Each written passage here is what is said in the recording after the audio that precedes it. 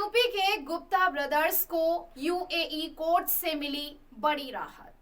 दक्षिण अफ्रीका की प्रत्यर्पण की मांग कोर्ट ने ठुकराई। गुप्ता ब्रदर्स पर लगाए गए आरोप नहीं हुए साबित। सरकार राष्ट्रपति जेकब जुमा के कार्यकाल में मंत्रियों की नियुक्तियों, मनी लॉन्ड्रिंग, भ्रष्टाचार आदि आरोपों को अभी तक भी सिद्ध नहीं कर पाई है। नमस्कार दर्शकों, आप सभी का एक बार फिर से सिटी वेब पर स्वागत है और मैं हूं आपके साथ प्रीति चंद्रा। दक्षिण अफ्रीकी सरकार के अनुरोध पर इंटरपोल द्वारा जारी रेड कॉर्नर नोटिस के आधार पर 2 जून 2022 को संयुक्त अरब अमीरात के दुबई शहर में गिरफ्तार किए गए अतुल गुप्ता और राजेश गुप्ता को यूएई की कोर्ट से बड़ी जीत मिली है। दक्षिण अफ्रीकी सरकार आरोपों को कोर्ट में साबित करने के बजाय इनमें हेरफेर और वांछित प्रक्रिया को दिग्भ्रमित करती रही, जिस पर कोर्ट ने उनके प्रत्यर्पण अनुरोध को खारिज कर दिया है। आपको बता दें कि सहारनपुर के मूल निवासी अजय, अतुल और राजेश गुप्ता सन 1993 में दक्षिण अफ्रीका में गए थे और करीब 25 सालों में गुप्ता बंधुओं ने दक्षिण अफ्रीका में अपने उद्योगों और व्यापार का एक बड़ा साम्राज्य खड़ा किया।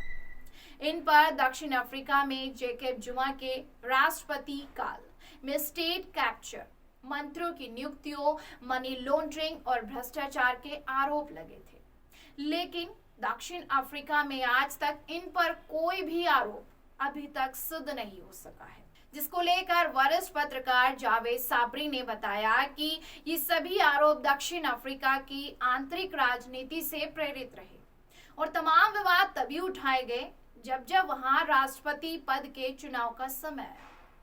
गुप्ता बंधुओं के खिलाफ दक्षिण अफ्रीका में पहले पब्लिक प्रोटेक्टर जांच हुई और जब इसमें कुछ और कोई भी आरोप साबित नहीं हुआ तो एक न्यायिक आयोग से जांच कराने की सिफारिश की गई। सरकार ने सुप्रीम कोर्ट के उप मुख्य न्यायाधीश रेमंड जोंडो के अधीन कमीशन से भी तमाम आरोपों की जांच कराई, लेकिन इसमें भी कोई आरोप सिद्ध नहीं हो सका था। अब संयुक्त अरब अमीरात यानी कि यूएई की अदालत ने भ्रष्टाचार के आरोपों में अतुल और राजेश गुप्ता को प्रत्यर्पित करने के दक्षिण अफ्रीका के अनुरोध को भी अब खारिज कर दिया है। जानकारी के लिए बता दें कि गुप्ता बंधुओं पर जिस मामले में मनी लॉन्ड्रिंग का आरोप था वह सन 2010 से 2011 के एक ट्रांजैक्शन से जुड़ा हुआ है। दक्षिण अफ्रीका के फ्री स्टेट की फ्रेडे डेयरी प्रोजेक्ट की फिजिबल इंस्पेक्शन रिपोर्ट के बदले 25 मिलियन रेड यानी कि 1.6 मिलियन यूएस डॉलर का इकबाल मीर शर्मा नाम के व्यवसायी की कंपनी नुलाने को सरकारी भुगतान किया गया था, जिससे गुप्ता बंधुओं का कोई संबंध नहीं था। शर्मा ने 19 मिलियन रेंड की राशि दुबई की कंपनी को सेवाओं की एवज में खाते में ट्रांसफर की थी। दक्षिण अफ्रीकी सरकार का आरोप था कि दुबई की ये कंपनी गुप्ता बंधुओं की थी और शर्मा ने 9 मिलियन रेंड अतुल गुप्ता के खाते में ट्रांसफर किए थे, जबकि गुप्ता बंधु इस आरोप से पहले ही इनकार कर चुके थे। इकबाल मीर शर्मा को दक्षिण अफ्रीका में भी गिरफ्तार कर लिया गया था और शर्मा ने भी साफ कहा था कि गुप्ता बंधुओं के बिजनेस से उनका कोई संबंध नहीं है। 10 साल पुराने मामले में इन्हीं झूठे आरोपों के आधार पर सन 2021 में अतुल और राजेश के खिलाफ केस दर्ज कर दक्षिण अफ्रीकी सरकार ने घोषणा की कि दोनों की गिरफ्तारी के लिए इंटरपोल की मदद ली जाएगी, जिसको लेकर जावेद साबरी ने बताया कि प्रत्यर्पण संधि के तहत अतुल और राजेश को अंतिम हिरासत में लिया गया। यूएई कोर्ट द्वारा बार बार दस्तावेज मांगे जाने के बावजूद निर्धारित अवधि में दक्षिण अफ्रीका ने दस्तावेज नहीं भेजे। 6 महीने के बाद केस से संबंधित जो दस्तावेज कोर्ट में पेश किए गए वह कुटरचित रहे थे और गुप्ता बंधुओं ने इन्हें फर्जी साबित कर दिया। जिस पदाधिकारी ने ये दस्तावेज तैयार किए ये उसके अधिकार में नहीं था दस्तावेज यूएई कोर्ट में दक्षिण अफ्रीका के न्यायिक पदाधिकारी की ओर से पेश किए जाने थे, लेकिन एक ऐसी महिला अधिकारी की ओर से पेश कराए गए जो न्यायिक पदाधिकरण में थी ही नहीं, और दक्षिण अफ्रीका के अभियोजन पक्ष ने यूएई कोर्ट में इस महिला को न्यायिक प्राधिकरण की प्रमुख बताकर झूठ बोला। गुप्ता बंधुओं के अधिवक्ताओं ने साक्ष्य पेश कर कोर्ट में इस धोखाधड़ी का पर्दाफाश भी कर दिया।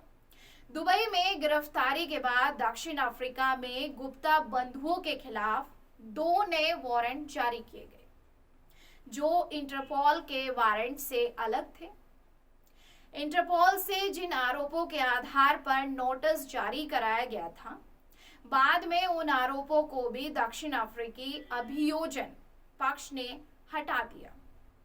हालांकि यूएई कोर्ट के फैसले के बाद दक्षिण अफ्रीका सरकार ने इसके खिलाफ अपील करने की बात कही है, लेकिन इसमें कोई दम नहीं है, क्योंकि ये फैसला 13 फरवरी को दिया गया था और अपील का समय गुजर चुका है।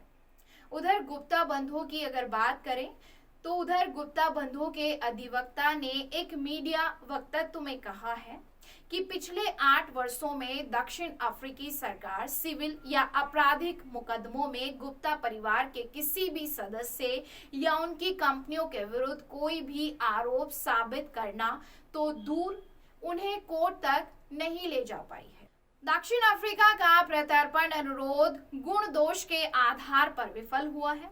संयुक्त अरब अमीरात के न्याय मंत्री अब्दुल्ला बिन सुल्तान बिन अवद अल नुमी ने इस मामले में दक्षिण अफ्रीका के न्याय और सुधार सेवा मंत्री रोनाल्ड लमोला के उस मीडिया वक्तव्य पर विस्तृत जवाब दिया है, जिसमें उन्होंने यूएई पर असहयोग का आरोप लगाते हुए कहा था कि हमें इस फैसले से निराशा हुई है और सदमा लगा है। नूमी ने कहा कि ये फैसला एक व्यापक और गहन कानूनी समीक्षा प्रक्रिया के तहत है।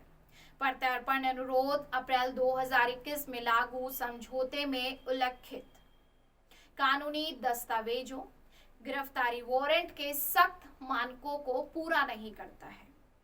29 नवंबर 2022 को यूएई के न्याय मंत्रालय ने कई बैठकें करने के बाद दक्षिण अफ्रीकी अधिकारियों से मूल प्रत्यर्पण फाइल प्राप्त की और व्यापक जांच के बाद फाइल को अदालत में भेजा गया, जिसने 3 सुनवाई के बाद अपना निर्णय जारी किया।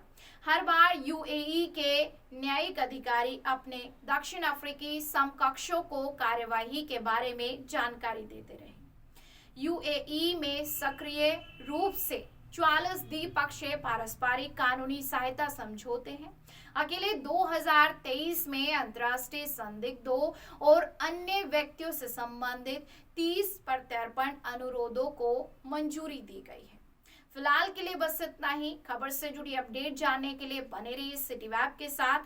अगर आप हमारे चैनल पर नए हैं तो चैनल को सब्सक्राइब करें और बेल आइकन जरूर दबाइएगा, ताकि हर लेटेस्ट अपडेट सबसे पहले आप तक पहुंचे।